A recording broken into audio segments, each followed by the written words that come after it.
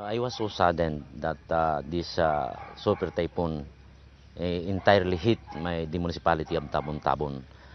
I'm very, very worried because of the food that we have no food to eat now. So I am appealing to the whole world to give us assistance, particularly on food.